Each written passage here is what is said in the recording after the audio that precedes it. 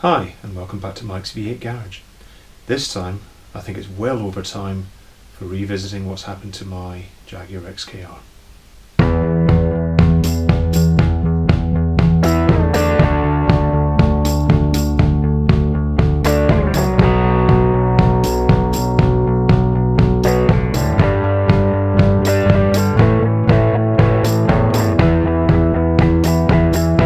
So the last time I shot a video on my 2007 Jaguar XKR, it was to conduct a series of compression tests to try and spot why it was consuming oil so much and see if I could diagnose it prior to it going off to a specialist. So it went off to a specialist after those tests, which were low but not too bad, and I'm glad to say the car, over 5 months later, thanks COVID, is back with me and working fine. More on that to come.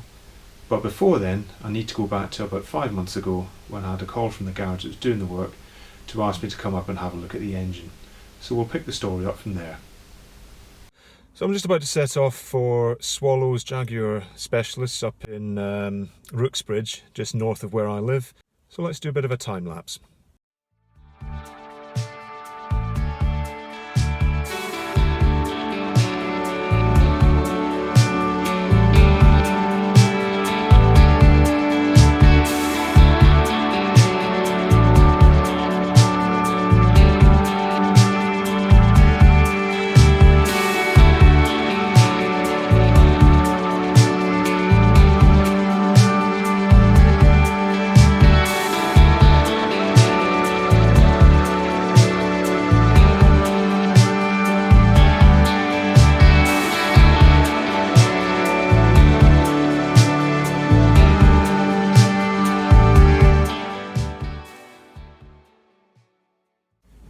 So I'm sat just outside Swallows. Now in previous videos you'll see me do a compression test, which came back pretty consistent across all the cylinders, although it was slightly low. And Swallows have done their own wet and dry compression tests. I only did dry compression tests, and they did notice a significant difference between the wet and the dry results, up to 30% and over in some cases. So although the compression results weren't horrendous, and as I said, they were pretty consistent across the board, they are low across the board.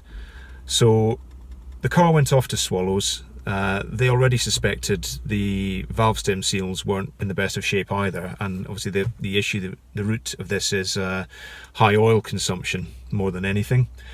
So the instruction to them were to strip down, try and diagnose, get the block looked at, see what state the piston rings and more importantly the bores are in, and then we'll decide where to go from there. So to recap, where this started was I knew I needed new variable valve timing gears in, which was about 1800 quid, which is a big hit, but you know, I can manage that.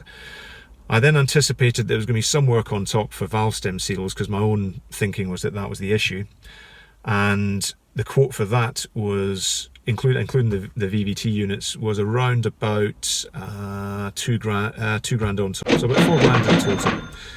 The problem was, if the piston rings are done as well, then we're basically looking at another $2 grand on top of that. So potentially the bill I'm looking at is just under £6,000, which is a hell of a hit to take, and has pretty much eaten up any budget I might have had to start restoring the Mustang as soon as it comes back.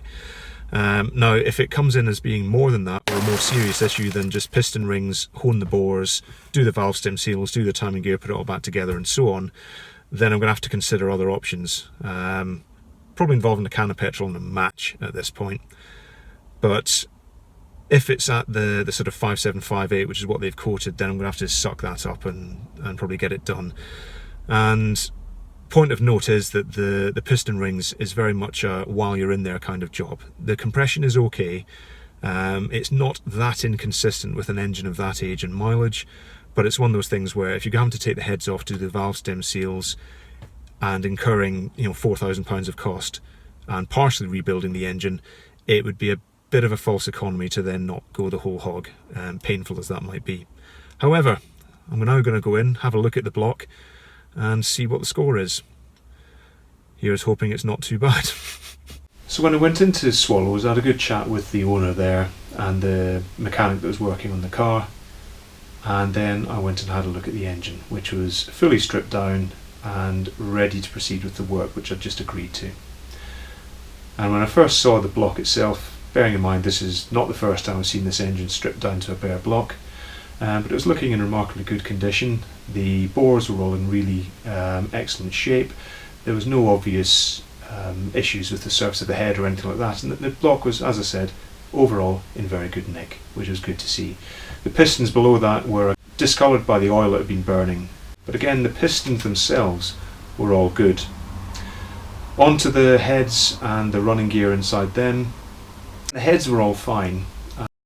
They'd only just been worked on previously, so I wasn't surprised at that. The valve stem seals were pretty bad condition, not unexpected, and that kind of confirmed one of the sources of the oil consumption. And you could see the effect of that on the cylinder head itself, where you could see around the exhaust valves there was a lot of dirty burnt oil and all the rest of it. Now the intake valves weren't too bad, you can see them on one side there. Because it's a port injection engine, the petrol was coming in. Petrol's a solvent, and therefore it was cleaning, it was washing the intake valves and that side of the cylinder head from all of the oil. But of course all of that burnt oil and fuel and all the rest of it was getting sucked out the exhaust ports, and you can see the results in front of you there. So just confirmed what I'd suspected and knew. The thing's burning a lot of oil, no surprise there. You can see also the buckets and the shims, and this is a shim under bucket head in terms of setting the valve clearances, a system I've now become really familiar with in a car that I've yet to introduce, but you'll be seeing that one soon. But as I said, looking over the heads, the valves, the cams and all the rest of it, everything was in pretty good nick, apart from the VVT units, and again I'll come back to them, but they were due to be replaced anyway, and you couldn't really see anything from the outside anyway. But overall, as I said, the engine itself was well worth rebuilding. It was just going to cost a fair bit of money. But anyway, I authorised the work to be completed, and Swallows got to work. And I'll pick up the rest of the story from inside the car itself. So at the end of all of this, and you've seen the state the engine was in terms of the reconstruction and so on, the big question is that the initial reason I submitted this car to a specialist for a lot of work way back when was because of a rattle on startup, which you'll be able to hear now.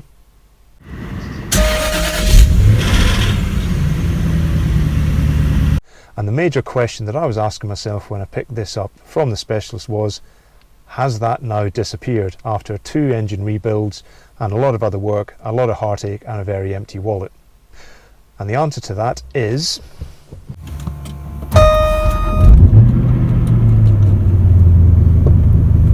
yes. Happy with that. So, as you can tell, I'm a bit low on fuel, so I'm going to go and get some fuel and then fill you in on the rest of the details on my drive home. So I'm back on the road, and unfortunately due to travel in essential times only, it's now getting dark, but hopefully you can still see me. Probably not a disadvantage if you can't, admittedly. But as you can see, the engine is now sounding far healthier. I'm a heck of a lot happier, and this rebuild at least has done what it was meant to. So many thanks to Swallows Independent Jaguar, who've done exactly what it said on the tin, unlike the previous specialist I went to, but less said of that the better. So now that I know I've got a working car again, and I've got a degree of confidence that the engine's in good condition and that I'm not going to have any more expensive issues, looks around desperately for wood to touch, but you know what I mean. The question now comes to the other points I raised in my first video, which was the other things I want to do with this car, which centre primarily around the exhaust and the suspension. And one of the things I've noticed driving it again after a long break is just how jittery, skittery and overall unsteady it is on anything other than a perfectly flat surface. And to be honest, even on a relatively flat road like the A road I'm on now, it's not massively confidence inspiring, because it's got a tendency to hunt the camber and just generally not stay true to a line. Now part of that is the width of the tyres, and there's not much I can do about that, but A lot of the rest of it, and certainly the jitteriness, is definitely down to the spring rates and also the dampers.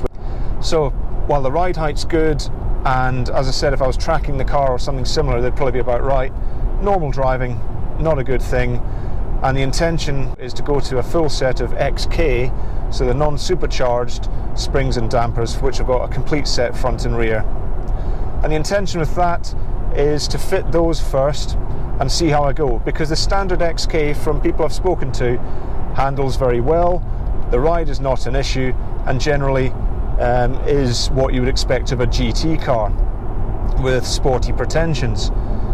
So those will go on, and potentially will solve the problem then and there. And what I won't have to do is go to the next stage that I discussed, which is fitting smaller diameter alloys, lighter brakes, and all of that kind of thing. Ideally, I'd like to preserve the originality of the car, and that means keeping the existing 20-inch alloys. Whether that's achievable or not, we'll see. But the good thing is, if they do prove decent, then that's me done. The other good thing is, if I find them a little bit too soft, then I can always up it a little bit and go with the XKR standard shocks and dampers. I still have my shocks, and a set of dampers, while being fairly expensive, is not ruinous, so I can make up a set of those and put those on, and again just try that before I have to do some comprehensive work with brakes and alloys. So that's going to be the next plan, and it doesn't take long to change the suspension on these, so that'll probably be the next video I do on this, and then see how that goes. And if that gets the suspension sorted, I'll be a very happy person.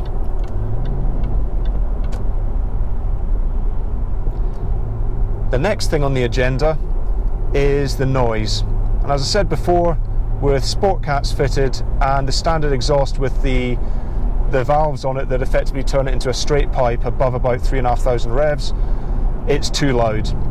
It sounds nice in the video, as some people have said already, but in reality, in real life, it's not the thing. So what I'm looking at doing is having a look at the actuator mechanism for those that control the routing of the exhaust gas, and see if I can temporarily close them and effectively turn the exhaust quiet permanently, and just see what that sounds like. And if it sounds okay, then potentially I don't need to go through to the expense of getting a custom-made back box, silencer, and all the rest of it, which again, because it's bespoke, will be very expensive. What I will need to do though is monitor exhaust gas temperatures, just to make sure that that additional resistance within the back box isn't causing temperatures to get too high. But what my hope is that A, the sound will prove decent, and B, because you've got the immense lack of restriction where the cats used to be, that even though it's more restrictive at the back, the two will balance out and it'll still be sufficient for the power the car is putting down, which isn't ridiculous, although it is running a smaller supercharger pulley. And just the figures for comparison off the top of my head, when Swallows dyno tested this thing, before they did anything to it initially, way back when, it was sat at about 393 horsepower. And I'll post the chart up now, which I think their dyno probably underreads a little bit anyway, but I'm not so fussed about that. The main thing is that after they put the 6% pulley on to replace the one I had on at the time, the figure, and I'm going to consult my notes here, was 428.7. So a good 30 horsepower increase, whichever way you cut it. And I'm happy with that, most especially the torque, which when you see the original was about 360 foot-pounds, whereas with the 6% pulley is up around the 410, 420 mark. So a really healthy gain in torque, which is the important thing. But as I said, hopefully that's not too much, so that it'll put the standard back box under too much strain if I close those valves. And that will therefore mean I've got the exhaust sorted, I've got the suspension sorted, and really effectively, other than some tinkering and other bits and pieces that I need to do, that's this car effectively done at a far cheaper cost than even I'd anticipated in my first video, which would be a real result. So as I look forward, the next thing is going to be the suspension, then the exhaust, and I hope that you're going to stay with me and watch those. And as I said, if you've liked what you've seen, hit the like button, feel free to comment below, positive or negative, and if you want to see more, hit the subscribe button. But other than that, it's goodbye from me.